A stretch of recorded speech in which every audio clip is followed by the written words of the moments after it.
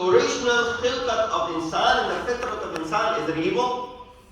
Fitrat of insan from the very beginning is not evil. So things that are known to him, such as piety, preferring others over himself, ithar, justice, generosity, as if he has been intimate with these in another place and now recognizes them.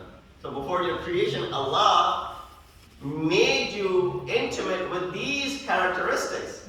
Now that you come into this world, right away you recognize them.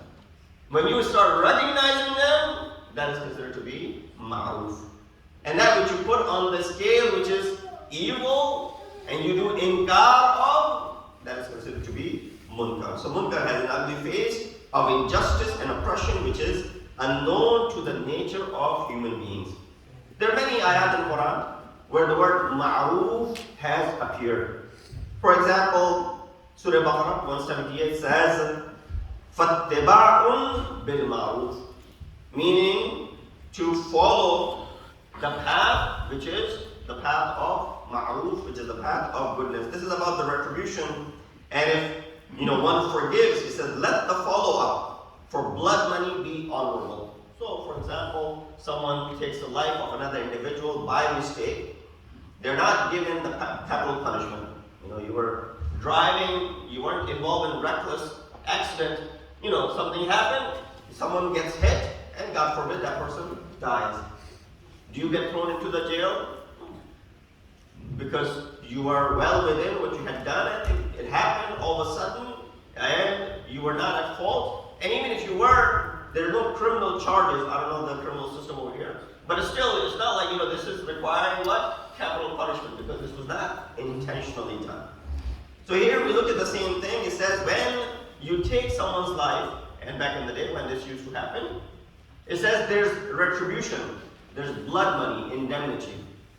So not only on top of the punishment, what do you have to do? You have to pay what is called indemnity, the blood money, for, God forbid, taking someone's life. Or actually not even taking life. Other areas, there's also indemnity.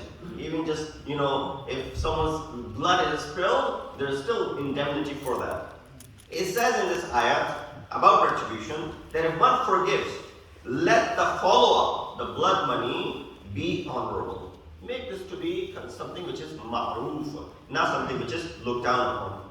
And then it says, فَإِمْسَاكٌ بِمَعْرُوفٍ. This is about divorce. That once you have divorced twice, then let there be an honorable retention or kind release. If you want, there's been 2 divorces already. Third one means what? You are haram, ba'in, and you can never remarry. So now, think about it. Have a solid understanding of it before you move forward with it. Either you retain honorably, or you let go with ma'ruf. Forget about the second divorce. Usually what we've seen in our communities and society is that even after the first divorce, there's no ma'ruf. There's no honorable way of separating. There's always jango jidal, fighting, and things that can never be repaired. And as if these two belong to different tribes, different nations which are at war, and there could not be any peace between the two.